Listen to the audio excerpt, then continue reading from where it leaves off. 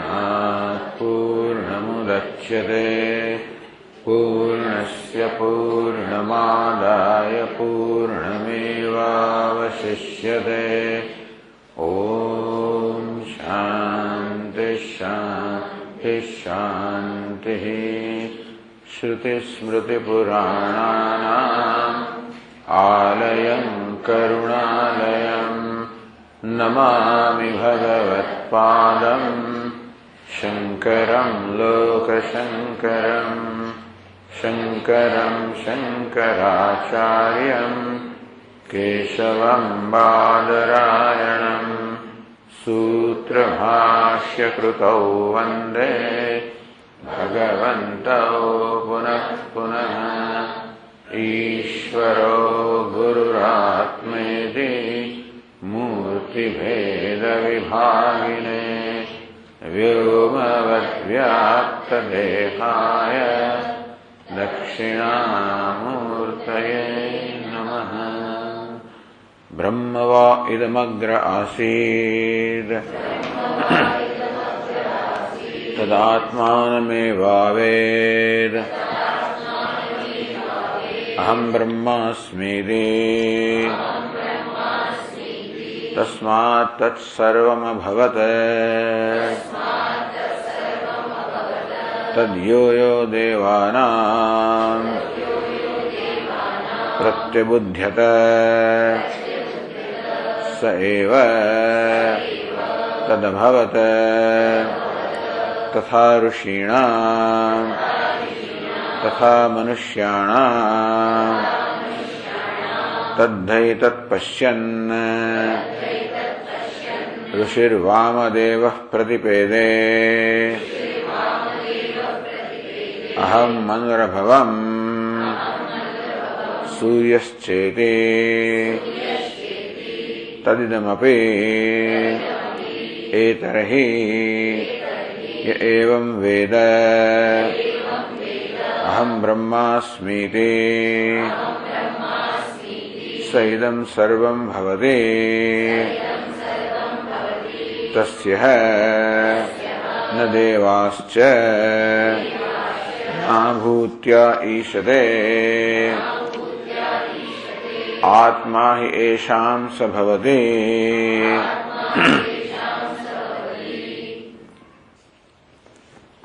आत्मा ब्रह्म છે ગુરુના ઉપદેશથી કે કોઈક રીતે તદાત્માનમેવાવેદ એને પોતાના આત્માને જાણ્યો જીવાત્મા જે વાસ્તવમાં બ્રહ્મ જ છે. અહમ બ્રહ્માસ્મિતિ હું બ્રહ્મ છું એ પ્રકારે એને આત્માને જાણ્યો. તસ્માત સર્વ અભવત એ જ્ઞાનને કારણે એ બ્રહ્મ બની ગયો. જે બ્રહ્મ હતો સર્વ બની ગયો. તદ્યો દેવાનામ પ્રત્યબુધ્યત તો દેવતાઓમાં પણ જે કોઈ દેવતાને આ પ્રકારનું જ્ઞાન થયું સૈવ તદભવત એ દેવતા પણ સર્વ બની ગયા. તથા ઋષિણામ જે કોઈ ઋષિના જ્ઞાન પ્રાપ્ત થયું એ પણ સર્વ બની ગયા. તથા મનુષ્યાણામ મનુષ્ય પણ. ટૂંકમાં જે કોઈને પણ આ જ્ઞાન પ્રાપ્ત થાય એ બ્રહ્મ બની જાય સર્વ બની જાય. કારણ કે બ્રહ્મ સર્વનો આત્મા છે. એના પ્રમાણ રૂપે આપણને દ્રષ્ટાંત રૂપે આપે છે. તદ્ધૈતદ પશ્યન ઋષિર વામદેવ પ્રતિપેદે. આ વામદેવ ઋષિએ પણ એ જ તત્વને જાણ્યું અને એ તત્વના દર્શન કરતા કરતા આ પ્રકારે બોલ્યા. અહમ મનુરભવમ હું મનુ બની ગયો. સૂર્યશ્ચેતિ હું જ સૂર્ય તો હું સર્વનો આત્મા છું. તદિદમપી એને કારણે એતરહી આજે પણ એવમ વેદ અહમ બ્રહ્માસ્મિતિ આજે પણ જે કોઈ જાણે કે હું બ્રહ્મ છું સૈદમ સર્વમ ભવતી એ આ સર્વ બની જાય છે. તસ્ય ન દેવાશ્ચ ન અભૂત્યા ઈશતે દેવતાઓ પણ એને પોતાના બ્રહ્મનિષ્ઠામાં કોઈ રીતે ખેલ કે અવરોધરૂપ થતા નથી. દેવતાઓ પણ એની જીવન મુક્તિમાં કે વિદેહી મુક્તિમાં કોઈ રીતે અવરોધ નથી કરી શકતા, વિઘ્ન બની શકતા નથી. કેમ? આત્મા યેષામ ભવતી. કારણ કે એ દેવતાઓનો આત્મા બની ગયો છે. આ જે કંડિકાનો અંશ છે એ ગ્રંથકાર સમજાવી રહ્યા છે. આમાં ગઈકાલે ચર્ચા કરવામાં આવી કે કેવી રીતે શાસ્ત્ર સાર્થક છે. કોના માટે સાર્થક છે? જે એના માટેનો અધિકારી છે. એટલે શાસ્ત્ર બધા માટે ઉપયોગી ન હોય એનો અર્થ નહીં કે શાસ્ત્ર ઉપયોગી નથી. જે અધિકારી છે એના માટે ઉપયોગી છે. એવું ન બને કે એક શાસ્ત્ર માટે બધા અધિકારી બને, કે એક વ્યક્તિ બધા શાસ્ત્ર માટે અધિકારી બને. એક કર્મ માટે બધા અધિકાર ના હોય, એક વ્યક્તિ બધા કર્મ માટે અધિકારી ના હોય, તેવી જ્ઞાન માટે બધા અધિકારી ના હોય, કે એક વ્યક્તિ બધા માટે અધિકારી. આ રીતે અને એવું તો હોય, એ તો એક પ્રકારનો નિયમ છે. આમ જે નિયમ કોને કહેવાય? જે અપવાદને દૂર કરીને પ્રવર્તમાન છે. નિયમમાં અપવાદ હોય જ છે, એને ઉત્સર્ગ કહેવાય.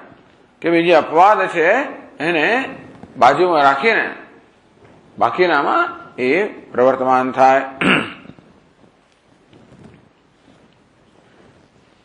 મોક્ષ શાસ્ત્રમ તથૈવ સ્યાત સાર્થકમ જ્ઞાન વર્જિતે. એટલે મેં કહેવામાં આવ્યું કે મોક્ષ શાસ્ત્રમાં સાર્થક છે. કોના માટે? જ્ઞાન વર્જિતે.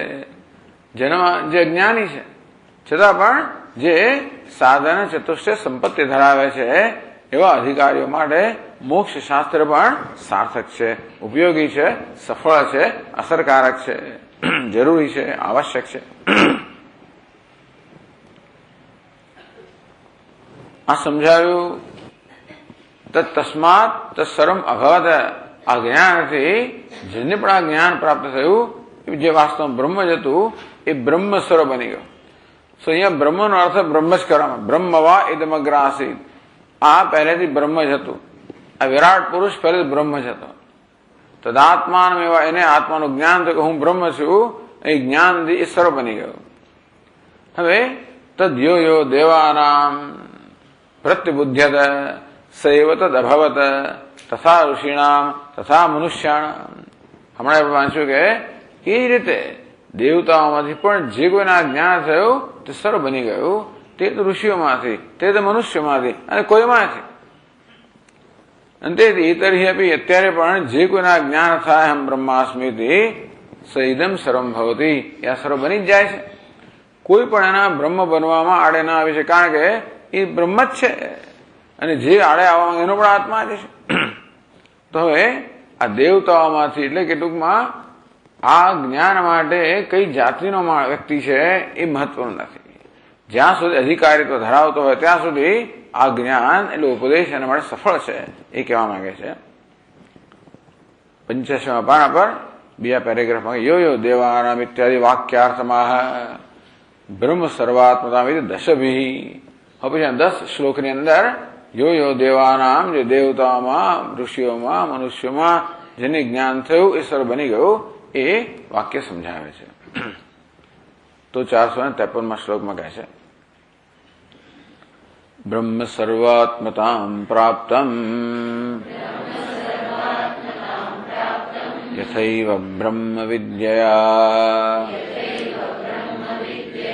વિરાડાદિસ્તથા પ્રાપ્તઃ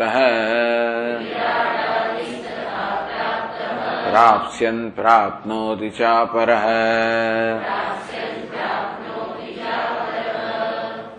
તો બ્રહ્મ જેવી રીતે પોતાને જાણીને સર્વાત્મત્વને પ્રાપ્ત થયું, સર્વ બની ગયો. વિરાડાદિ તથા પ્રાપ્ત. વિરાટ પણ આ રીતે પોતાને જાણીને કે હું બ્રહ્મ છું એ પણ સર્વ બની જાય. બ્રહ્મ એટલે કારણ સૂક્ષ્મ સમષ્ટિ ઉપાધિકમ. હિરણ્ય ગર્ભ જે સમષ્ટિ કારણ ઉપાધિ ધરાવતો એ ઈશ્વર. સમષ્ટિ કારણ અને સમષ્ટિ સૂક્ષ્મ. સમષ્ટિ કારણ ઉપાધિ ધરાવનાર આપણે ઈશ્વર કહીએ, સમષ્ટિ સૂક્ષ્મ ઉપાધિ ધરાવનાર આપણે હિરણ્ય ગર્ભ કહીએ.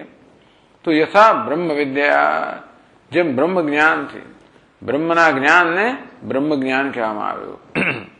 બ્રહ્મ જે બૃહ ધાતુમાંથી આગળ આવશે, બૃહ ધાતુનો અર્થ છે જે સર્વવ્યાપક છે.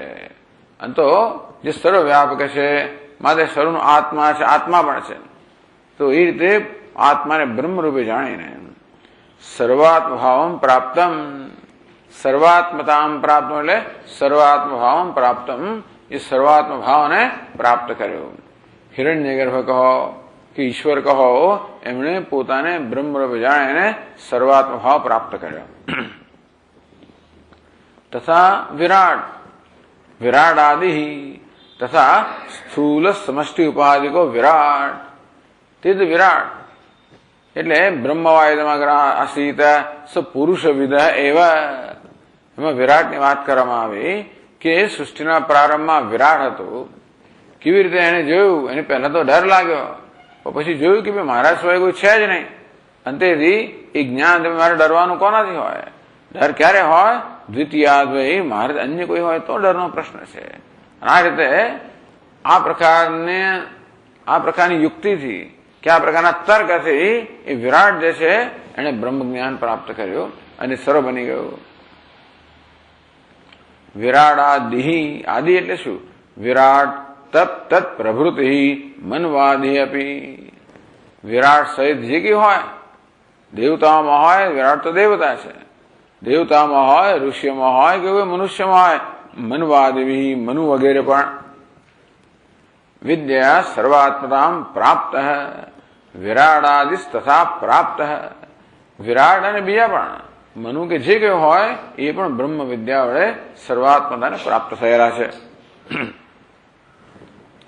પ્રાપ્સ્યન પ્રાપ્ત થશે, કશ્ચિત્તુ પ્રાસ્યન પ્રાપ્સ્યન પ્રાપ્તો ભવિષ્યતિ આવત. બીજું કોઈ છે એ ભવિષ્યમાં પણ સર્વાત્મતાને પ્રાપ્ત કરશે જ્યારે હું બ્રહ્મ છું એ પ્રકારનું જ્ઞાન થશે. પ્રાપ્નોતિ છે અત્યારે પણ, અપર અધુના પ્રાપ્ત પ્રાપ્નોતિ વર્તમાનમાં પણ. એટલે ભૂતકાળની અંદર જે કોઈ આ જાણ્યું એને બ્રહ્મભાવ કે સર્વાત્મભાવ પ્રાપ્ત કર્યો, ભવિષ્યમાં પણ જે કોઈ જાણશે પ્રાપ્ત કરશે, વર્તમાનમાં જે કોઈ જાણે છે પ્રાપ્ત કરે છે. એવં બ્રહ્મ વિદ્યા ફલે વિશેષ અભાવે બી. આ પ્રકારે બ્રહ્મ વિદ્યાનું પરિણામ તો એક જ છે, સર્વાત્મતાની પ્રાપ્તિ. એમાં કશું પ્રાપ્ત છે જ નહીં, પ્રાપ્ત છે પ્રાપ્તિ છે ને. આ તો વાસ્તવમાં જે કોઈ છે બ્રહ્મ જ છે. બ્રહ્મ એટલે સર્વનો આત્મા. એટલા માટે માણસ પોતાને જીવ માનતો હોય, અલ્પ માનતો હોય, એનું કારણ છે કે પોતાના વાસ્તવિક સ્વરૂપને જાણતો નથી. બાકી એવું હોવાનું કારણ નથી. અંતેથી કોઈ પણ રીતે બ્રહ્મવા ઇદમગ્રાસી, જ્યારે આ મનુષ્ય હોય કોઈ પણ પ્રાણી જ્યારે પોતાને જીવાત્મા દુઃખી માને ત્યારે બ્રહ્મ જ છે. તદાત્માનમેવ આવે અહમ બ્રહ્માસ્મિ. કોઈ પણ રીતે એને જ્ઞાન થાય કે હું બ્રહ્મ છું. કઈ રીતે જ્ઞાન થઈ શકે એ અહીંયા ચર્ચા કરશે. પરંતુ તસ્માત તત્સર્વમ અભવત. આ રીતે બ્રહ્મ જ્ઞાનના પરિણામે એ સર્વ બની ગયું, સર્વાત્મતા પ્રાપ્ત કરી. એ ફળ તો બધા માટે સમાન છે. જે કોઈને બ્રહ્મ જ્ઞાન થાય, જે કોઈ રીતે પ્રાપ્ત થાય, જે કોઈને બ્રહ્મ જ્ઞાન થાય, જે કોઈ રીતે પ્રાપ્ત થાય, બ્રહ્મ જ્ઞાનના પરિણામે જે જ્ઞાની છે સર્વાત્મભાવને પ્રાપ્ત કરે એમાં કોઈ ફેર નથી, કોઈ વિશેષતા નથી. દેવતાએ સર્વાત્મભાવને પ્રાપ્ત કરે, હિરણ્ય ગર્ભે પ્રાપ્ત કરે, કોઈ સાદો માણસે પ્રાપ્ત કરે, ગમે તે પ્રાપ્ત કરે. એટલે ફલે વિશેષ અભાવે પી. ફળ અર્થાત જ્ઞાનના પરિણામમાં વિશેષ એટલે કોઈ ફેરફાર નથી, સમાન છે. તથાપિ ઉત્પત્તૌ વિશેષમ દર્શયતી. છતાં જ્ઞાનની ઉત્પત્તિ જુદી જુદી થઈ શકે. એમાં જે વિશેષતા છે, જે ભેદભાવ છે, ફેર છે, એ બતાવે છે. શાસ્ત્રમાં આ વસ્તુ ચર્ચા થઈ છે, મને અહીંયા કહે છે કે જ્ઞાન થવાની રીતમાં જુદી ફેરફાર હોય શકે. એ ક્વચિત ત્રિભી આ 3 શ્લોકમાં આપણે સમજાવે છે. તો 454માં શ્લોકમાં કહે છે ક્વચિત સ્વભાવતો વિદ્યા ભવેદ્યદ્વદ્વિહાયસી પક્ષિણામ ગમનમ નીરે મત્સ્યાનામ વાપી જન્મતઃ.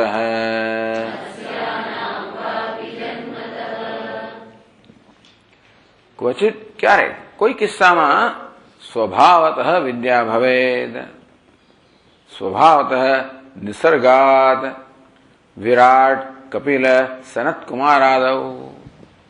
વિરાટ કહો જે વિદ્યાલય જન્મેલા છે, કપિલજી કહો વિદ્યાલય જન્મેલા છે, સનત કુમાર કહો જન્મ્યા ત્યારથી જ જ્ઞાની છે. એટલે એવા કિસ્સાઓ ઘણા છે, જન્મ્યા ત્યારથી સ્વભાવતઃ નિસર્ગાત સ્વભાવથી એટલે કે આગંતુક નિમિત્તમ અનપેક્ષિત એ વૈદ્યાવત સામાન્ય રીતે કોઈને કોઈ પ્રકારનું નિમિત્ત જોઈએ જ્ઞાન થવા માટે એટલે તદાત્માનમેવ આવે એ કહ્યું છે. એને આત્માને જાણ્યો. કઈ રીતે જાણ્યો? ગમે તે રીતે જાણ્યો. એ જાણવાની રીત કે છે. કોઈ કિસ્સાની અંદર જ્ઞાન લઈને કોઈ પણ રીતે એને આત્માને જાણ્યો. સ્વભાવતઃ એ સામાન્ય રીતે આપણે એવી અપેક્ષા રાખીએ કે જ્ઞાન થવા માટે શ્રવણ મનન નિધ્યાસન ગુરુ ઉપસદન અધિકારીત્વ આવું હોવું જોઈએ. કર્મયોગ જ્ઞાન બધું કરતા કરતા કરતા એવું સામાન્ય આ બધા નિમિત્ત કહેવાય. આ બધા જ્ઞાન પ્રાપ્તિના નિમિત્ત છે. ઉપદેશ શ્રવણ તો આગંતુક નિમિત્તમ અનપેક્ષ આ બધા આગંતુક નિમિત્ત છે જે કોઈક રીતે આપણા જે વાસ્તવિક સ્વરૂપ છે એને જાગૃત કરે છે. એ કોઈક રીતે બ્રહ્મ આપણે દર્શન આપે એમ કહો અથવા તો બ્રહ્મનું જ્ઞાન થાય એનો સામે કોઈને કોઈ નિમિત્ત હોય. કેટલા ઋષિ મુનિઓ કેટલા બધા વર્ષો તપશ્ચર્યા કરી અને કેટલાય ગુરુજીની કેવી બધી કથાઓ ઘણી મળે છે ને આપણને. આ જ ઉપનિષદ આમાંની છાંદોગ્યમાં કેવી રીતે ઇન્દ્ર વિરોચન બધે 32 વર્ષ તપસ્યા કરી, પાછી ઇન્દ્રે બીજી 32 વર્ષ, પાછી 3 વર્ષ, પાછી 101 વર્ષ તપશ્ચર્યા કરી. એવું પણ થાય. આ બધા નિમિત્ત છે. કેવી અંતઃકરણ શુદ્ધિની આવશ્યકતા હતી એને છેવટે બધી વસ્તુ બરોબર થઈ ત્યારે પછી એને જ્ઞાન થયું. અને નથી કહેતા હોય એને તરત જ્ઞાન થઈ જાય પણ એને નિમિત્ત થયું. એને યમરાજા પાસે જવું પડ્યું, ત્યાં ઉપદેશની માગણી કરી. ટૂંકમાં આ બધા કિસ્સા આપણે જોઈએ કે જ્ઞાન પ્રાપ્ત થવા માટે કોઈક નિમિત્ત બનતા હોય છે. અને સામાન્ય રીતે ગુરુ બિન જ્ઞાન ન હોય, ગુરુ વગર આ બધામાં ગુરુ જે છે એની આવશ્યકતા બતાવે છે. પણ આવા કોઈ નિમિત્ત વગર, અરે ગુરુ ઉપદેશ વગર પણ, ગુરુજી વગર પણ એને આગળ એ સ્વભાવથી નિસર્ગાદ, નિસર્ગ એટલે પણ સ્વભાવ, નેચરલી સ્વભાવથી બ્રહ્મ વિદ્યા જાયતે. ક્વચિત સ્વભાવતો વિદ્યા ભવેત. કોઈ કિસ્સામાં સ્વભાવથી જન્મથી એની જાતે જ, એમ કહો ને, એની જાતે જ સ્વભાવથી એટલે એની જાતે જ જ્ઞાન ઉત્પન્ન થાય. બસ સ્વભાવથી. એટલે એને માટે બીજું કોઈ આપણે નિમિત્ત જણાય નહીં. અથવા તો જે રીતે જ્ઞાન થવા માટે જે બધા નિમિત્તો જાણીતા છે, ઉપદેશ, એવા કોઈ નિમિત્ત વગર પણ જ્ઞાન ઉત્પન્ન થાય એવું બને ખરું. રોજના પ્રશ્ન છે, ભાઈ મીરાબાઈ કોની પાસે ગયા, નરસિંહ મહેતા કોની પાસે ગયા, અને ફલાણા કોની પાસે ગયા, અને ચાલો. એટલે આ બધા કિસ્સાઓ સમજાવે છે કે કઈ કઈ રીતે જ્ઞાન થઈ શકતું હોય છે. એ કેવી રીતે? યદ્વદ વિહાયસી પક્ષિણામ ગમનમ યથા પક્ષિણામ વિહાય આકાશમાં ગમનમ આકાશ ગમન કૌશલમ. જેવી રીતે પક્ષીઓ જન્મ્યા ત્યાંથી આકાશમાં ઉડવાની કુશળતા કે ક્ષમતા લઈને જ જન્મ્યા છે. એટલે એમણે ઉડવાના પાઠ ભણવા પડે, એમણે તાલીમ લેવી પડે એવું બનતું નથી આવતું. અથવા નીરે મત્સ્યાનામ વાપી, મત્સ્યાદીનામ નીરગમન કૌશલમ છે. અને તે રીતે માછલી વગેરે જે છે એમને જન્મથી જ પાણીમાં તરવાનું જે છે એ પ્રકારની ક્ષમતા લઈને જ આવ્યા છે. એટલે ઘણી ક્ષમતાઓ, હવે આપણે તો તરવું હોય તો કેટલી બધી કેળવણી લેવી પડે, તાલીમ લેવી પડે. આમ ધક્કવાને પેલો ધક્કવાને અંદર પછી ડૂબી ગયા અને પાણી અંદર જતો રહ્યો ને આ થયું, 1000 વસ્તુ થાય. માછલી એવું કઈ હોય છે જરૂર નથી, જન્મ્યા ત્યારથી છે એ પ્રકારની કુશળતા લઈને આવ્યા છે. જન્મત એવ પ્રભવતી તદ્વત. તો જન્મથી આ પ્રકારની ક્ષમતા, કયા પ્રકારની કુશળતા, તેઓ સ્વભાવ લઈને જન્મ્યા. તેવી રીતે એટલે કોઈ બીજું નિમિત્ત જણાતું નથી. માછલીને તરવા માટે કોઈ તરવાનું શીખવાડ્યું જે આપણે સામાન્ય નિમિત્ત જાણીએ છીએ. કદાચ એની માં એને કે સમજાવો તો પછી પક્ષીને ઉડાડતી હશે, આમ પેલી ઉડે ને પછી પેલું અંદર જેવું પેલી માં ઉડે એ તરત પેલું આમ ઉડવા માંડે. એટલે કે ઉડવાની ક્ષમતા લઈને આવ્યું છે. કદાચ માએ એની ઉડવાની ક્ષમતા છે એને જાગૃત કરવી પડે એવું નિમિત્ત બને. પણ જે રીતે સામાન્ય નિમિત્તો જાણીતા છે કે ઉડવા માટે શું કરવું પડે, એવું કશું પક્ષી માટે જરૂરી જણાતું નથી. કે તરવા માટે પણ પેલી એની માછલી માં કે કરતી હશે ખબર નથી આપણને. પછી તું પાણીમાં જ જન્મે છે એટલા માટે તું પાણી, છતાંય પણ તું વાછરડું જન્મે ત્યારથી કુદાકુદ કરવા મળે. એવું કહે છે વાછરડું હોય ને આમ જન્મ્યું ત્યારથી કુદાકુદ કરે, એવો લઈને જ આવ્યું છે આ બધું. અરે દરેકે દરેક બાળક નાનપણથી માના સ્તનનું પાન તો કરતું જ હોય છે, એવું કંઈક એવી જાતની સૂઝ લઈને જ આવ્યું છે. એટલે કેટલીક વસ્તુ કેવી છે સ્વાભાવિક છે. આ તો બ્રહ્મજ્ઞાનની વાત છે, બીજી ઘણી વસ્તુઓ સ્વાભાવિક આપણે જાણીએ છીએ.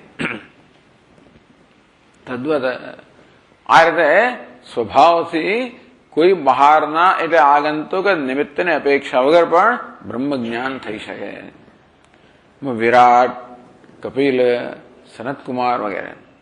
તત્ર વિરાટ વિષય કા ભાઈ તમે આ ક્યાંથી નક્કી કર્યું કે વિરાટને આ પ્રકારનું સ્વભાવથી જ્ઞાન હોય? તો કહે છે જ્ઞાનમ પ્રતિગમ્યસ્ય વૈરાગ્યમ ચ જગતપતે ઐશ્વર્યમ ચૈવ ધર્મસ્ય સહસિદ્ધમ ચતુષ્ટયમિતિ. વાયુ પુરાણની અંદર જ્ઞાન અપ્રતિગમ. અપ્રતિગમ એટલે શું? અપ્રતિગમ કુતશ્ચિદપી પ્રતિઘાત શૂન્યમ સર્વ વિષયગમિતિ આવત. આ વિરાટ જન્મે ત્યારથી સર્વ વિષયનું જ્ઞાન લઈને જન્મે. અપ્રતિગમ પ્રતિઘાત શૂન્યમ, કોઈ પ્રકારના પ્રતિઘાત વગર, ટૂંકમાં કોઈ પ્રકારના અવરોધ વગર, કોઈ પ્રકારના વિઘ્ન વગર. વિરાટ એવું કશું જ નથી જે વિરાટ ન જાણતો. એટલે એવું નથી કે આ વસ્તુ છે મને ન જાણે, એવું કોઈ પ્રતિઘાત નથી, કોઈ અવરોધ નથી. આ તો વિરાટ જે છે જન્મથી બધું જ જ્ઞાન લઈને જન્મ્યું હોય છે. વૈરાગ્યમ છે જગતપતે, આ જગતના પતે વિરાટ છે એમને જન્મથી જ વૈરાગ્ય હોય છે. ઐશ્વર્યમ, ઐશ્વર્ય પણ હોય છે. ધર્મશ્ચ, એ ખાલી યશ અને શ્રી બે બાકી રહી ગયા. બાકી ટૂંકમાં આ ચાર ભાગ તો હોય જ છે. સહસિદ્ધમ ચતુષ્ટયમ, આ ચાર ભાગ કહો કે ઐશ્વર્ય કહો, એ તો આ વિરાટને સહસિદ્ધમ જન્મતાની સાથે જેને સહજ કહીએ આપણે, સહજ કહો, સહસિદ્ધમ કહો, ટૂંકમાં જન્મથી સાથે જ હોય છે. આ પ્રકારે પુરાણોમાં કહેવામાં આવ્યું છે કેવી રીતે વિરાટને જન્મથી આ બધી સિદ્ધિઓ હોય જ છે, જેમાં જ્ઞાન પણ છે અપ્રતિગમ જ્ઞાન, અને તે રીતે બ્રહ્મ જ્ઞાન પણ હોય છે. ઇતિ સ્મૃતિ. કપિલના કિસ્સામાં શું છે? ઋષિમ પ્રસૂતમ કપિલમ યસ્તમગ્રે જ્ઞાનેર બિભર્તિ જાયમાનમ ઇત્યાદ્યા શ્રુતિ કપિલ વિષયા. પેલું તો સ્મૃતિ પણ આ તો શ્રુતિ છે, શ્વેતાશ્વતર ઉપનિષદ. કે પરમાત્મા કેવો છે? ઋષિમ પ્રસૂતમ કપિલમ યસ તમ અગ્રે.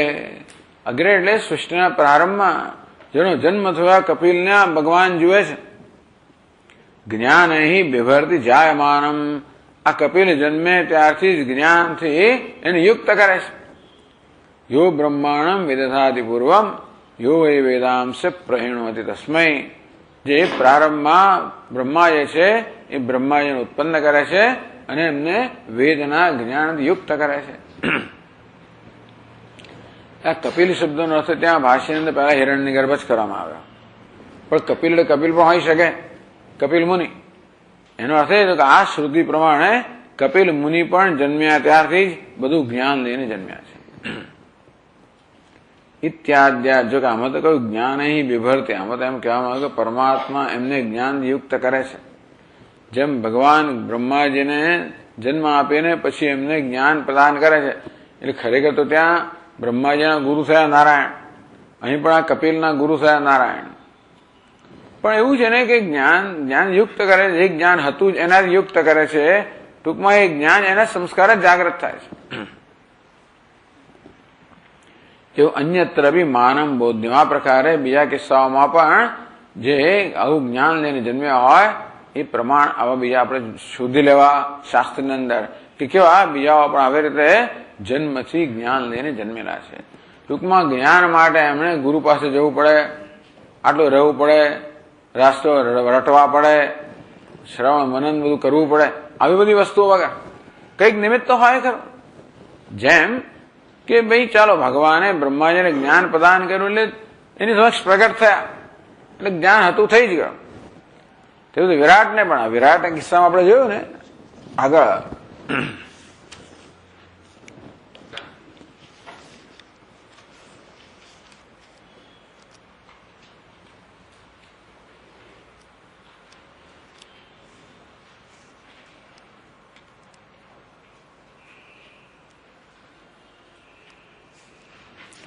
આત્મૈવ ઇદમગ્રાસીત પુરુષ વિધ. તો પહેલા આ પુરુષાકાર આત્મા હતો સૃષ્ટિના પ્રારંભમાં. સહ અનુવીક્ષ્ય નાન્યત આત્મન અપશ્યત. તેમણે જોયું અને પોતાના સિવાય કોઈને ના જોયો વગેરે. પછી સહ બિભેદ, અને એને ભય લાગ્યો. તસ્માત એકાકી બિભેદ. તેથી આજે પણ કોઈ એકલ દોકલ હોય તો એને ભય લાગે છે. સહાયમ ઈક્ષાન ચક્રે. પરંતુ એ વિરાટે પછી આ પ્રકારે વિચાર કર્યો.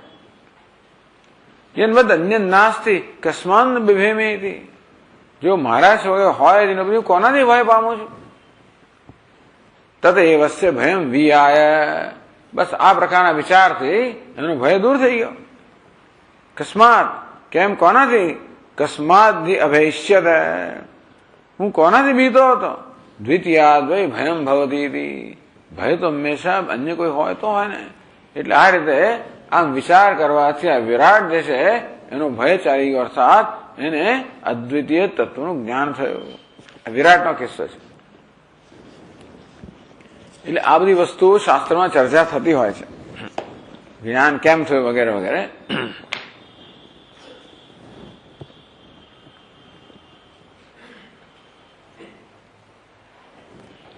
તો એક જ્ઞાન થવાની એક રીત બતાવી.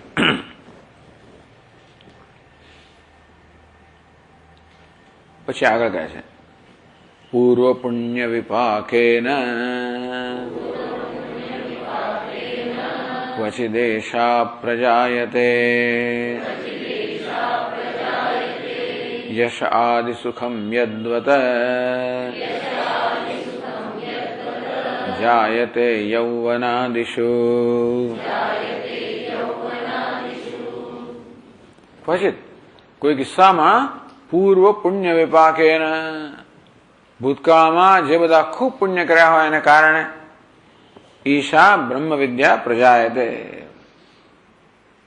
ક્વચિત વામદેવ વાલ્મીક્યાદવ, વામદેવ વાલ્મીકી વગેરેના કિસ્સામાં આ વામદેવ તો પોતાની માતાના ગર્ભમાં હતા ત્યારે જાહેર કર્યું, અહમ મનોરભવમ સૂર્યશ્ચેતી, હું મનુ બની ગયો, સૂર્ય પણ હતો વગેરે. ઐતરેય ઉપનિષદમાં પણ વામદેવજીનું વાક્ય આવે છે. આમ આ વામદેવ ઋષિ પ્રસિદ્ધ છે શાસ્ત્રોમાં કે જ્યારે પોતાની માતાના ગર્ભમાં હતા, હું અનેક બધી બેડીઓ તોડી નાખી છે મેં, મારે કેટલા બધા જન્મ સુધી આ સંસારમાં પડી રહ્યો પડતું, આજે આ બધી બેડીઓ તોડી નાખી છે. આ પ્રકારે વામદેવ ઋષિ જાહેર કરે છે. ટૂંકમાં એમને કંઈક અવરોધ હતો ખરો, એટલે એમને પૂરો પેલાને તો કઈ એવી પણ જરૂર નહોતી. આ વામદેવ વગેરે વાલ્મીકી વગેરેના કિસ્સામાં એવું લાગે કે કઈ જો પૂરું પુણ્ય પાક્યા કે તરત જ પેલું જ્ઞાન જે હતું એ પ્રગટ થઈ ગયું. જેમ કે રમણ મહર્ષિ માટે એમ કહેવા, ધારો કે 16 વર્ષે અચાનક જ કોઈ અનુભવ થયો, એના માટે કોઈ કારણ નથી, પૂર્વમાં જે પુણ્ય હશે. એટલે ટૂંકમાં વામદેવજીમાં પણ કોઈક પ્રકારનું વિઘ્ન રહી ગયું હશે. એ વિઘ્ન એટલા માટે માતાના ઘરમાં આવવું પડ્યું, અને જે કંઈ દુઃખ સહન કરવાનું એ કર્યું હશે. અને એ પ્રકારે આ પ્રકારના અનુભવોના પરિણામે જયારે વિઘ્ન દૂર થઈ ગયું ત્યારે જે જ્ઞાન હતું એ પ્રગટ થયું. આ વામદેવ વગેરેની વાત તો આગળના આવી ગઈ છે કે કેવી રીતે વામદેવ વગેરે બધા ઋષિઓએ સનત કુમાર પાસેથી ઉપદેશ પ્રાપ્ત કર્યો, પણ અમને કઈ થયું નહીં, ત્યાં તૈયાર ના હતા. અહીં કહેશે અહીં પણ. તો આ વાલ્મીકી તો મને યાદ નથી અત્યારે વાલ્મીકીનું કેવી જાતનું છે એમના ઇતિહાસની અંદર, પણ હા એટલે બધા લૂંટારો હોય વગેરે વગેરે. ચાલો, એટલે એમને રામ નામ જપતા જપતા ગમે તેમ, પણ પૂરું પુણ્ય વિપાકે, પૂર્ણના પુણ્યનો પાક થવાથી, એટલે કોઈ એમાં પણ બીજા નિમિત્ત વગર, એટલે એમને કોઈ ઉપદેશ કર્યો હોય કે ગુરુ પાસે ગયા હોય, કોઈ ઉપદેશ પ્રાપ્ત કર્યો હોય, એવા કોઈ જાતના જાણીતા નિમિત્ત વગર, જન્મથી નથી, છતાંય પણ આ જન્મમાં કોઈક એવો સમય આવે જયારે અચાનક જ એની દ્રષ્ટિ ખુલી જાય. આજે પણ આવા કિસ્સા કેટલાય બધા આપણને મળતા હોય છે, ઘણા લોકો લખતા હોય છે. બાકી એના જીવનમાં આપણે કશું દેખાય જ નહીં, અને એકદમ જ કશું થયું અને પરિવર્તન આવી ગયું જીવનની અંદર. એમાં કશું કર્યા વગર આપણે એમ કર્યું છે, કઈ નથી કર્યું, છતાંય પણ કોઈક એવું ક્યાં તો જેનું એવું મહાન દુઃખ આવી પડ્યું હોય જેને કારણે માણસ મરવાની તૈયારીમાં હોય, આપઘાત એવી જાતની કંઈક સ્થિતિ, અને એમાં એને કંઈક દર્શન થઈ જાય, કંઈક દ્રષ્ટિ એકદમ જાગૃત થઈ જાય. એટલે આવા બધા કિસ્સાઓ દેખાય છે. ટૂંકમાં એટલે જોઈએ છે કે જેને આપણે ઔપચારિક રીતે કહીએ કે ભાઈ ગુરુ પાસે જવું, ઉપદેશ પ્રાપ્ત કરો, શ્રવણ મનન વગેરે કરવું અને પછી જ્ઞાન થવું, જે કિસ્સાઓ સામાન્ય રીતે શાસ્ત્રમાં ઉપનિષદમાં આપણને જણાય કે જિજ્ઞાસુ ગુરુ પાસે જાય અને ઉપદેશ પ્રાપ્ત થાય, પણ આવા કોઈ પ્રકારના નિમિત્ત વગર ઘણા એવા કિસ્સાઓ છે જેમાં એક એવી ઘડી આવે કે માણસ હજુ એકદમ પલટો આવી જાય તો બધાને આવે, પણ આ તો જ્ઞાન થઈ જાય. અને તો નરસિંહ મહેતા કઈ ગયા, 3 વાગે ભાભીએ 3 માર્યું ગયા અને કઈક ત્યાં તપશ્ચર્યા કરી ગોપનાથ મંદિરમાં ભગવાનને, બસ એમને જ્ઞાન થઈ ગયું. એમાં પણ કોઈ પાસે ગયા હોય એવું આપણને ખબર નથી વગેરે, કે કબીર હોય કે આ બધા, એમાં શું ભાઈ એને કોઈ કહ્યું કે આ જો ભાઈ આ બહુ મોટા ગુરુજી છે, આ તો કોણ છે તો કે રામાનંદ સ્વામી રામાનંદજીએ કંઈક તે વખતે એનો સ્વીકાર ના થયો, કઈ વાંધો નહીં. એટલે એ તો સવારના પહોરમાં ગંગા નદી રોજ જે રામાનંદજી ગંગામાં સ્નાન કરવા જાય એટલે એ તો રસ્તામાં સુઈ ગયા. અંધારો તો દેખાયો નહીં, પગ પડ્યો, બોલાઈ ગયો રામાનંદજી બોલાઈ ગયો, હે તો ચાલો મંત્ર મળી ગયો મને. એમના ગુરુ આટલો મળે, ગુરુની આટલી ગાથાઓ ગાતા છે, આટલું જ. એટલે આ બધા ઘણા બધા મહાપુરુષોના જીવનો જોયું તો આપણને એવું જણાતું નથી કે ભાઈ એ લોકોએ બીજા આપણી માફક આ કેટલી બધી માથાકૂટ કરી હોય, પણ એટલે પૂર્વ પુણ્ય વિપાકે પૂર્વના પુણ્યના પરિપાક રૂપે ક્વચિત એશા પ્રજાયતે દેશ કાલ નિમિત્ત વશ અભિવ્યક્ત ફલાવિમુખ પૂર્વ પુણ્યતઃ. એવું છે ને કે આપણા પૂર્વ પુણ્ય છે એને અભિવ્યક્ત થવા માટે કોઈક નિમિત્ત, જો કોઈક દેશ કોઈ જગ્યાએ પહોંચી ગયો, કોઈ જંગલમાં ગયો ને કંઈક સંભળાઈ ગયો એવું થઈ જાય, કોઈક સમય, કોઈ સ્થળ, બીજું કોઈ નિમિત્ત બને, કોઈક આવી ગયું, કંઈક બોલ્યું અને કંઈક થયું. એટલે દેશ કાલ નિમિત્ત વશ અભિવ્યક્ત, ટૂંકમાં કોઈક દેશ, કોઈ સ્થળ હોય, કોઈ સમય હોય, કોઈ નિમિત્ત હોય, જ્યારે એના પૂર્વ પુણ્ય છે એકદમ જ અભિવ્યક્ત થઈ જાય. ફલાભિમુખ પૂર્વ પુણ્યતઃ, એ પહેલાનું પુણ્ય છે અભિવ્યક્ત થવાની, જાણે કે રાહ જોઈ રહ્યું હતું, એ નિમિત્ત જો પ્રાપ્ત આમ સ્વિચ દબાવવાનું પેલું ફરવા માંડે તેવી રીતે કોઈક નિમિત્ત થાય અને પૂર્વનો ઉદય થઈ જાય. વિદ્યા જાયતે, એટલે પુણ્યના ઉદય થવામાં કોઈ પ્રકારનો અવરોધ હતો અને કોઈક નિમિત્તથી અવરોધ દૂર થયો. ક્યાં તો જે કે એને સહન કરવાનું હોય કે અનુભવવાનું અનુભવાઈ ગયું અને તેથી એના અવરોધ દૂર થઈ ગયો અને પછી કોઈક નિમિત્ત બને. નિમિત્ત ખરેખર તો શું છે? પૂર્વના પુણ્યનો ઉદય કરાવનારી વસ્તુ ગમે તે હોય, પરંતુ છેવટે કઈ વસ્તુ વિદ્યા આપે છે? પૂર્વના પુણ્યનો ઉદય. પુણ્યતઃ વિદ્યા જાયતે મુક્તિર્નો શતજન્મ કોટી સુકૃતૈ પુણ્ય વિના, સેંકડો કરોડો જન્મના પુણ્ય વગર મુક્તિ ન પ્રાપ્ત થાય. એટલે આ પૂર્વ પુણ્યને પણ વિદ્યા માટેનું એક સાધન ગણ્યું છે. વિદ્યા જાયતે એવું, એટલે ટૂંકમાં નિમિત્ત બને ત્યાર, ક્યાં સુધી નહીં. એવું કે અનુભવ છે. દૃષ્ટાંત કહા યશ આદિ સુખમ યદ્વદ જાયતે યૌવનાદિષુ, યદ્વદ જેવી રીતે યૌવનાદિકાલે યુવાવસ્થા વગેરે આવે ત્યારે પુણ્ય વિપાકા, દરેકે દરેકને યુવાવસ્થા આવે એટલે પોતાના પુણ્યનો ઉદય થાય, એટલે આપોઆપ જ જીગી થતું હોય, જેના હોર્મોન જાગૃત થતા હોય વગેરે વગેરે. ટૂંકમાં એને કારણે એનામાં જે વીર્ય વગેરે આવતું હોય છે, યશોધન પુત્રાદિ સુખમ જાયતે, તરત જ એની જે શક્તિઓ હોય, એની જે કુશળતા હોય, એની જે તેજસ્વીતા, આ બધું તરત બહાર આવે. યુવાની એટલે એ નિમિત્ત છે. તો યુવાન એટલે જે કાળ છે એ કાળ રૂપી નિમિત્ત આવે, ક્યાંક સ્થળ રૂપી નિમિત્ત હોય, ક્યાંક બીજું કોઈ નિમિત્ત હોય. એ નિમિત્ત વિના તો સામાન્ય રીતે મનુષ્યના કિસ્સામાં આ યુવાન રૂપી જયારે નિમિત્ત આવે ત્યારે કેવી રીતે આપોઆપ જ ધન પ્રાપ્ત થાય, પુત્ર વગેરે પ્રાપ્ત થાય, સંતતિ પ્રાપ્ત થાય, યશ પ્રાપ્ત થાય. નિમિત્ત. તેવી રીતે કોઈક એવા હોય વામદેવ, વાલ્મીકી વગેરે, જેમના જીવનમાં એવું કંઈક નિમિત્ત પ્રાપ્ત થયું જેને કારણે જે હતું જ. એવું નથી કે ભાઈ આ યુવાની આવે એટલે પછી તમને જે કંઈ તમારી જે કંઈ અંદરની ક્ષમતાઓ હોય, શક્તિઓ બધી વ્યક્ત થતી હોય છે એ બહારથી નથી, અંદરથી છે જ. છતાં એ આ સમયની રાહ જોઈ રહ્યા હતા. 16 વર્ષનો થાય, 18 વર્ષનો, 20 વર્ષનો થાય ત્યારે બધું ત્યારે ને એને મૂછનો દોરો ફૂડે ને ફલાણું થાય ને ઢીકણું થાય ને વગેરે વગેરે. એ સમય એટલે કે આ કાળ એક નિમિત્ત છે. તો એક તો કહ્યું કે જન્મથી જ વિદ્યા હોય, બીજું એ કે પૂર્વ પુણ્યના ઉદયથી વિદ્યા હોય, અને ત્રીજું ગુરુશાસ્ત્રોપદેશેન સર્વેષામેવ જાયતે નેત્રાભ્યામ યથૈવ સ્યાત રૂપજ્ઞાનમનિંદિતમ.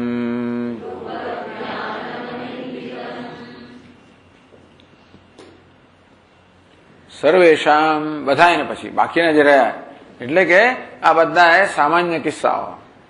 ગુરુ શાસ્ત્રોપદેશે ને ગુરુ વડે શાસ્ત્રના ઉપદેશથી. ગુરુ શાસ્ત્રોપદેશ એટલે શું? ઉપદિષ્ટમ શાસ્ત્રમિતિ આવત. ગુરુ શાસ્ત્રનો ઉપદેશ એટલે શાસ્ત્રથી. આમાં અગત્યની વસ્તુ એ છે કે શાસ્ત્રથી જ્ઞાન થાય છે મોટે ભાગે. કેવું શાસ્ત્ર? ઉપદિષ્ટમ શાસ્ત્રમ. માત્ર શાસ્ત્ર નહીં, ટૂંકમાં જયારે આ શાસ્ત્રનો ઉપદેશ પ્રાપ્ત થાય ત્યારે એ ઉપદેશના પરિણામે સર્વેશામેવ જાયતે. એટલે ક્યારેક ગુરુ ના પણ હોય, કોઈક રીતે શાસ્ત્રનો ઉપદેશ એને સંભળાય. જંગલમાં ગયો અને એને એકદમ કેવું કે વાક્ય સંભળાવે એવું થાય, અથવા તો બીજી કોઈ રીતે, અથવા તો મુખ્ય તો આપણે સમજીએ પ્રમાણે શ્રવણ મનન નિધિધ્યાસન દ્વારા ગુરુથી જયારે ગુરુ દ્વારા શાસ્ત્રનો ઉપદેશ થાય. પણ ગુરુ શાસ્ત્રોપદેશ એટલે ઉપદિષ્ટમ શાસ્ત્રમ. ઉપદિષ્ટમ શાસ્ત્રમ એને કારણે સર્વેશામેવ ઉપદેશ શાસ્ત્ર, જે ઉપદેશ જેનો ઉપદેશ કરવામાં આવ્યો છે એવું શાસ્ત્ર આ બ્રહ્મ જ્ઞાન પ્રદાન કરે. શાસ્ત્ર મહાવાક્ય જેનો ઉપદેશ કરવામાં આવ્યો છે એવું મહાવાક્ય જે છે એ સર્વેશામ બધાને આ મહાવાક્ય છે એ જ્ઞાન પ્રાપ્ત કરાવે. ટૂંકમાં મહાવાક્યથી જે કંઈ અવિદ્યાનું આવરણ હોય દૂર થાય અને જ્ઞાન પ્રાપ્ત થાય. સર્વેશામ જ્ઞાન કારણમ રૂપ જ્ઞાનમ પ્રતિ ચક્ષુર્વદતી. ટૂંકમાં આ શાસ્ત્રનો ઉપદેશ છે ગુરુ દ્વારા એ બધા માટે જ્ઞાનનું કારણ છે. નેત્રાભ્યામ યથૈવ સ્યાત રૂપ જ્ઞાનમ અનિંદિતમ. જેવી રીતે બધાને પણ પોતાની આંખોથી રૂપ એટલે રૂપ રંગનું જ્ઞાન થાય. અનિંદિતમ કોઈ પ્રકારની નિંદા વગર, નિર્મળ. ટૂંકમાં પ્રામાણિક જ્ઞાન પ્રાપ્ત થાય આંખોથી. આંખો જીવતા આપણને રૂપ અને રંગનું જ્ઞાન આપે, કોઈ પ્રકારના ભ્રમ વગર, કોઈ પ્રકારની સ્પષ્ટતા વગર સ્પષ્ટ જ્ઞાન આપે. તેવી રીતે મહાવાક્ય જે છે એ જયારે ગુરુ વડે ઉપદિષ્ટ થાય ત્યારે કોઈ પ્રકારના અવરોધ વગર, એટલે આવરણ, સંશય, વિપર્ય આ બધા દોષને દૂર કરીને આપણે જ્ઞાન પ્રદાન કરે.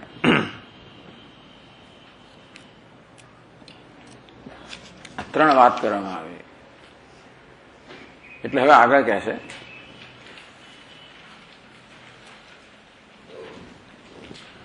નનુ કથમ શાસ્ત્રસ્ય વિદ્યા કારણતા પૂર્વોક્તેષુ વિચારાદ. આપ કહો છો કે ભાઈ શાસ્ત્રના ઉપદેશથી તો જે અધિકારીઓ બધાને જ્ઞાન પ્રાપ્ત થાય. તો હવે શાસ્ત્ર જ્ઞાન માટેનું કારણ છે. શાસ્ત્ર કહો, મહાવાક્ય કહો, ઉપદિષ્ટમ શાસ્ત્ર. ટૂંકમાં ગુરુ વડે ઉપદેશાયેલું શાસ્ત્ર કે ગુરુ વડે ઉપદેશાયેલું મહાવાક્ય છે એ જ જ્ઞાનનું કારણ છે એવું આપ શા બધે કહી શકો?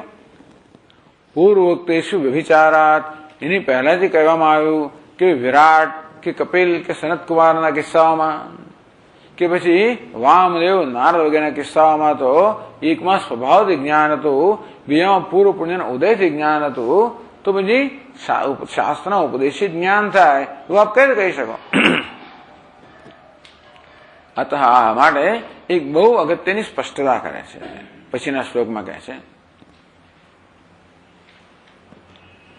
સ્વયં ભાતા યદા વિદ્યા યદા વા કર્મજા ભવેદ તત્રાપિ પ્રથમં શાસ્ત્રમ ભાતિ પશ્ચાદિયં તતઃ.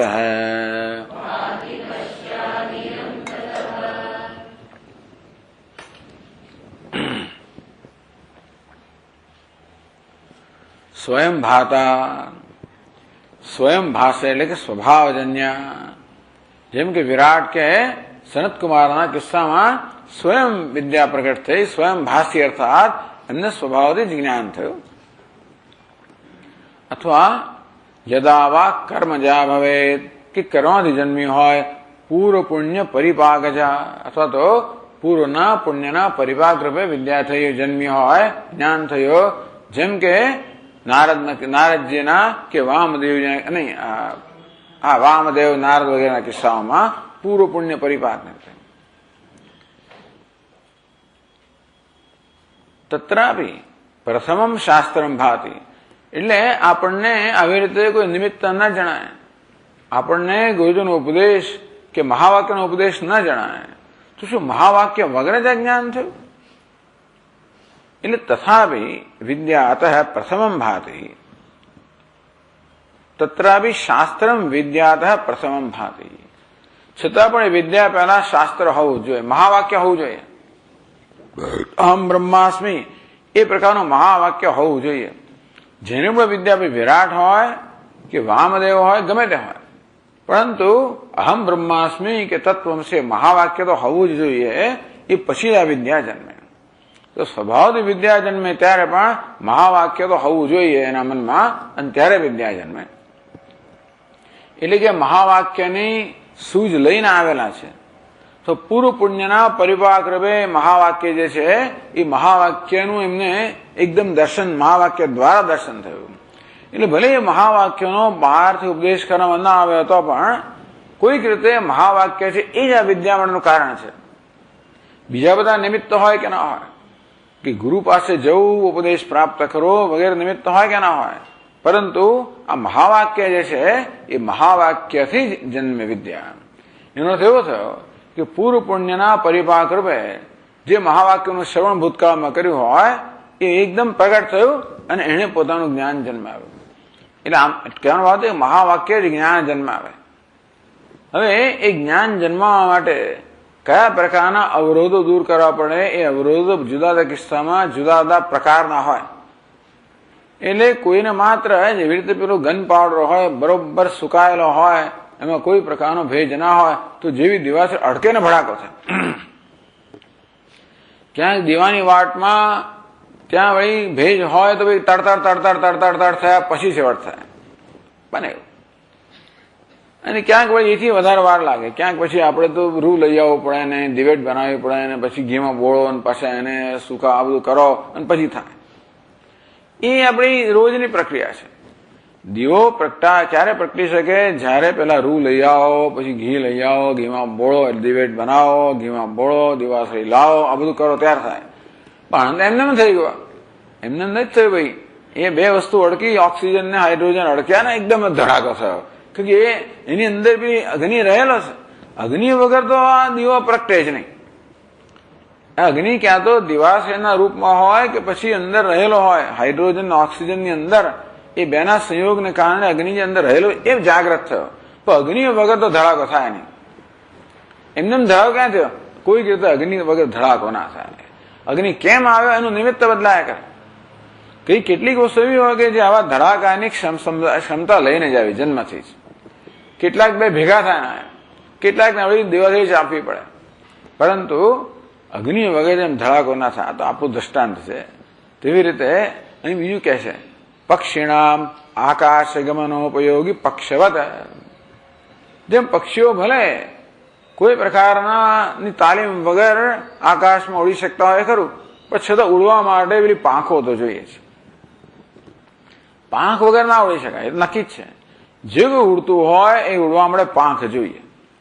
માણસ ઉડે ત્યારે પેલી પાંખ તો જોઈએ, વિમાનની પાંખો તો જોઈએ, એ સિવાય ઉડી ના શકાય.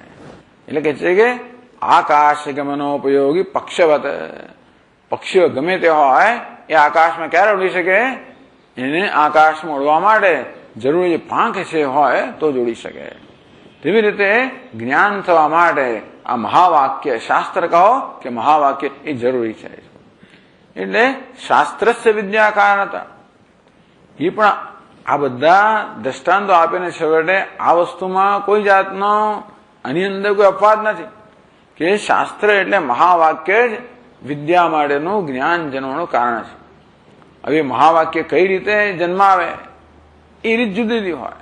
વિરાટ કે સનતકુમાર હોય એમાં મહાવાક્ય જન્મથી જન્માવે, કે વામદેવ કે વાલ્મીકી હોય એમાં પુણ્ય પરિપાક રૂપે જન્માવે, અને શ્વેત કેતુના બધા હોય એમને ઉપદેશથી જન્માવે. પરંતુ મહાવાક્ય જ આ જ્ઞાનને જન્મ આપે. શાસ્ત્ર જ આ જ્ઞાન વડે પ્રમાણ છે, એમાં કોઈ અપવાદ નથી. કહે છે કે સ્વભાવતઃ એવ ઇત્યાદિ અવધારણમ. સ્વભાવતઃ એવ કે સ્વભાવથી જ જન્મી છે. ટૂંકમાં એ વિદ્યા જન્મવા માટે કોઈ પ્રકારનું નિમિત્ત નથી એમ કરીને એવકારથી બીજા બધા નિમિત્ત જે છે એની બાદબાકી કરવામાં આવી તો પણ અવધારણ રૂપ શ્રવણ અવધારણ શાસ્ત્ર લાભે દૃષ્ટમ અધ્યયનાદિ રૂપ સાધન વારયતી. એમાં સ્વભાવથી જ એને માટે એ જકારનો શું અર્થ થાય છે કે સામાન્ય રીતે જ્ઞાન પ્રાપ્ત થવા માટે કે મહાવાક્ય જે છે એ પોતે જ્ઞાન જણવા માટે અધ્યયનાદિ રૂપમ અધ્યયન કરવું પડે, આ બધું કરવું પડે, એવું સામાન્ય રીતે જે નિમિત્ત હોય છે એ નિમિત્તનો અભાવ બતાવે છે. કંઈક નિમિત્ત હોઈ શકે, એટલે આપણે જાણીએ છીએ એ પ્રકારના નિમિત્તો ન પણ હોય, એ નહીં હોય. પણ એ કેવો છે, પિશાચક નામનો માણસ એ જંગલમાં ગયો અને કંઈક એકદમ જ કોઈક ત્યાં બોલતું હશે તત્વમાંથી, કંઈક બહુ પાઠ કરતું હશે, એને કાને પડે એને જ્ઞાન થઈ ગયું. એટલે કંઈક નિમિત્ત બને, પણ હવે એ ગુરુ પાસે ગયો આ બધું અધ્યયન કર્યું એવું ના હોય. એટલે જેવી રીતે મીરાબાઈ જેવા હોય અત્યંત શુદ્ધ હૃદયને જન્મ્યા હોય એવા સાધુઓ કે રામકૃષ્ણ પરમહંસો, ભાઈ ત્યાં દક્ષિણેશ્વરના જે બધા સાધુઓ આવતા હોય સત્સંગમાંથી, શુદ્ધ અંતઃકરણ પૂર્વ પુણ્ય વગેરે હોય એને કારણે જ્ઞાન જન્મે. એ જ્ઞાન જન્મવા માટે એમણે આટલા વર્ષ ભણવું પડ્યું, આ કર્યું, એવું કે એ ક્યાં સંસ્કૃત ભણવા ગયા, ક્યાં ભણવા ગયા વગેરે. પણ છતાં એમાં કોઈ ભાષા મહત્વની નથી. મહત્વનું એ છે કે આપણને કોઈ કહેનારો મળે, જેમ હનુમાનજીને કોઈ કહેનારો જોઈએ, જેમ જામવા હનુમાનજીને જેવી રીતે શાપ હતો કે તારી શક્તિ તું ભૂલી જશે જા, પછી કહે ચાલો કોઈ યાદ કરાવશે તો પાછી આવશે. તો જામવાને યાદ કરવા પડે કે હે તું તો હનુમાન, તને ખબર નથી તારી શક્તિ કેટલી છે, તું શેના માટે આવેલો છે. એકદમ ઉભા થઈ ગયા જેવું કે યાદ કરાયું. રામચંદ્રને યાદ કરાવવો પડે. રાવણ તો યુદ્ધ કરતા કરતા તો એમને કે નિરાશ થઈ ગયા, હારી ગયા કે આ તો મારાથી નહીં થાય. ત્યારે બ્રહ્માજી આવીને ઉપદેશ કરે, કે અગસ્ત્ય ઋષિ આવીને ઉપદેશ કરે કે આપ તો ભગવાન છો, અવતાર લીધેલો છે આ કાર્ય માટે.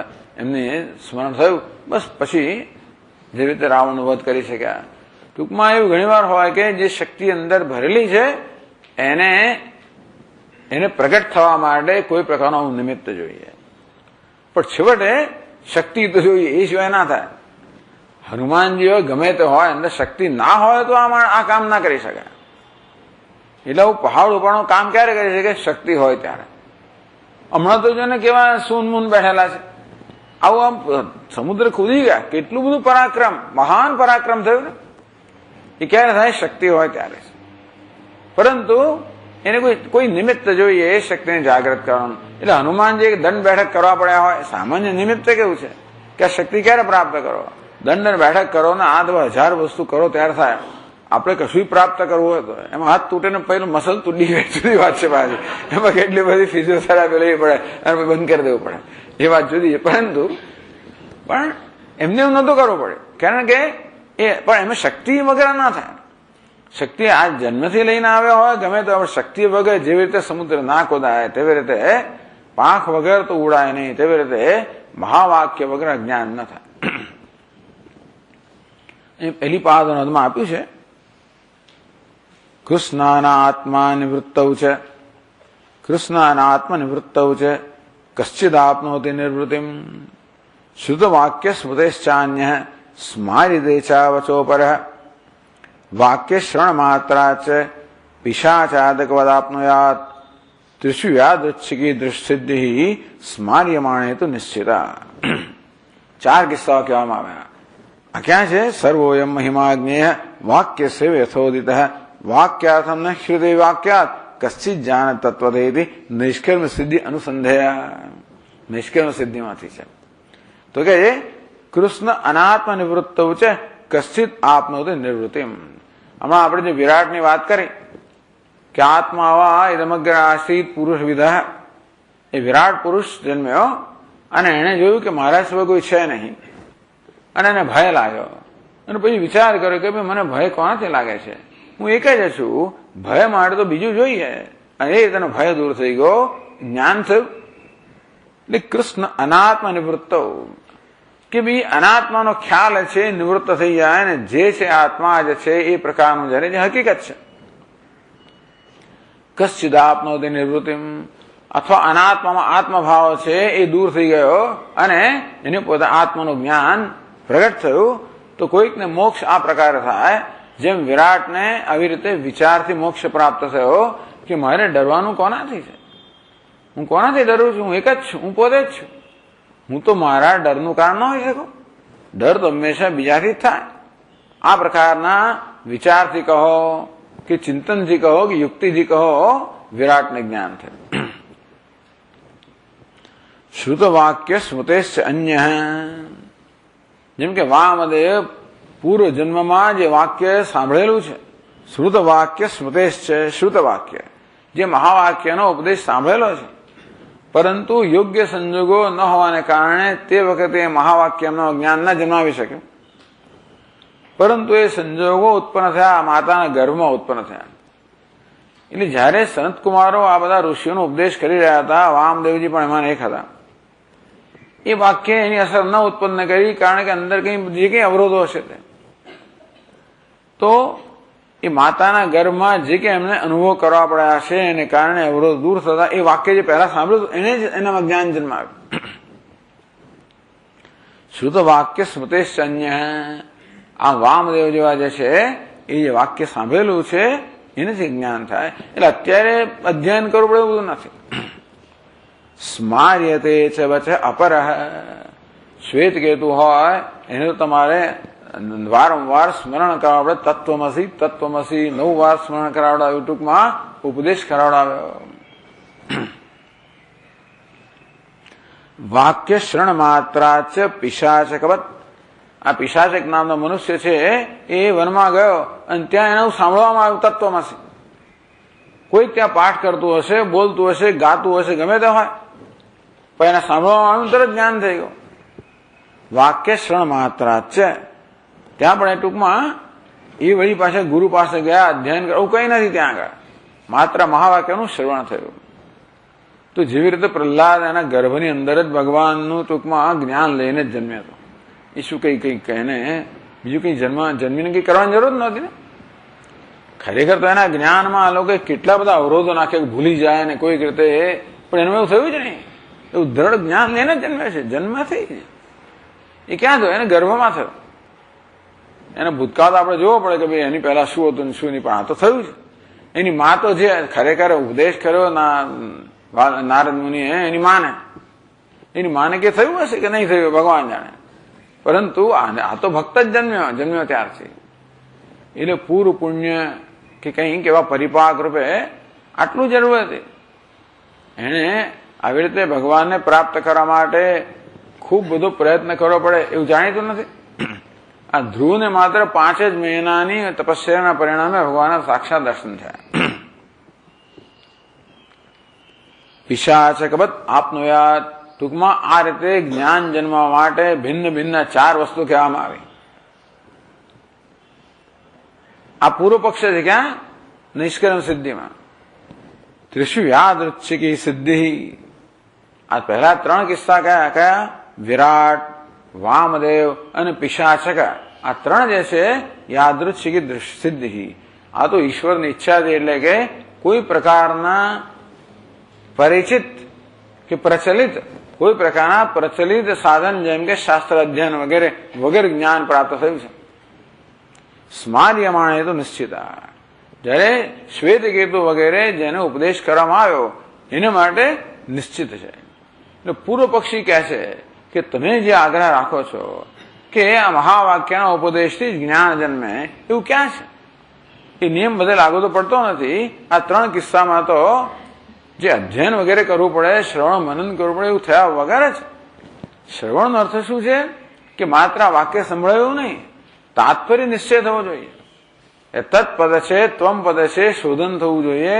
અસી પદ છે, ઐક્ય છે, એનું લક્ષણ બધું જ્ઞાન, એને આપણે શ્રવણ કહીએ. ખાલી પેલું વાક્ય સંભળાયું શ્રવણ ના કહેવાય. તો આ બધાના કિસ્સામાં ક્યાં શ્રવણ મનન વગેરે છે? આવો પૂર્વ પક્ષે કહેવામાં આવ્યો. ટૂંકમાં આપ કહો છો કે શાસ્ત્ર કે મહાવાક્ય જ જ્ઞાન માટેનું પ્રમાણ છે, એવું એને જણાતું નથી. એટલે ઉત્તર આપે, સર્વોયમ મહિમાજ્ઞ વાક્યસ્યૈવ યથોદિત.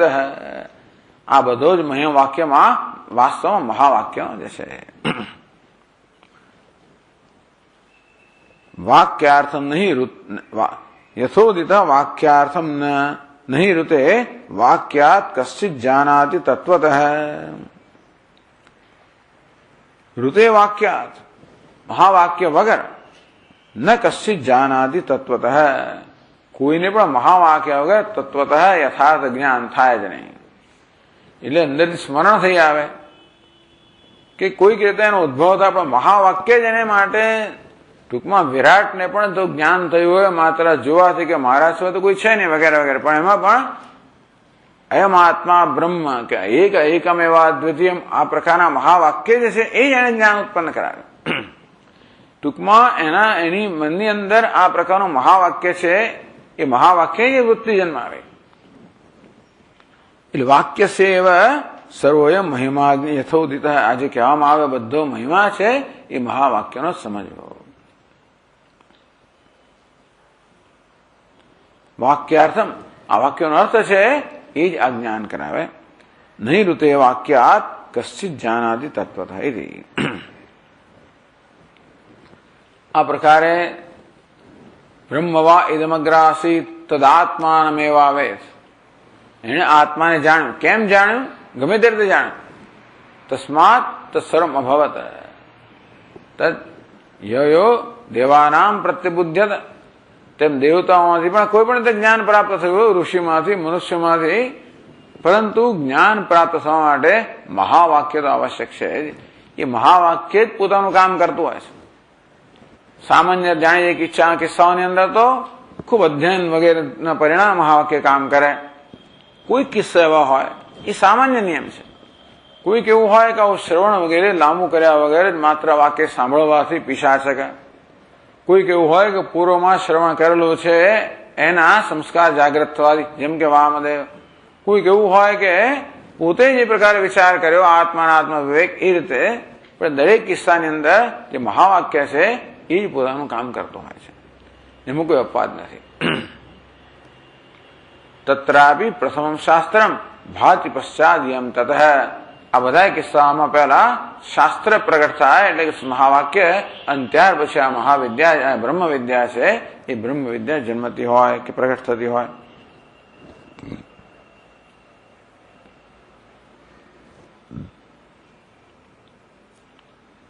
ચાલો પછી આવતા ક્લાસ આગળ ચર્ચા કરશો.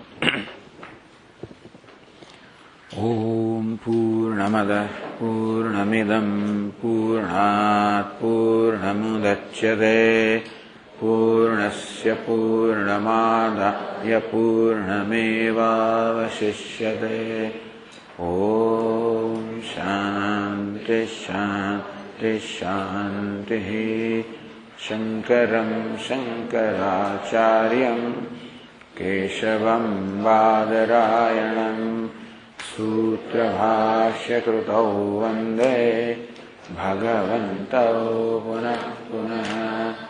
ઈશ્વરો ગુરુરાત્મેતિ મૂર્તિભેદવિભાગિને વ્યોમવદ્વ્યાપ્તદેહાય દક્ષિણામૂર્તયે નમઃ. ઓમ શાંતિ શાંતિ શાંતિ. હરિ ઓમ. श्री गुरुभ्यो नमः. हरि ओम.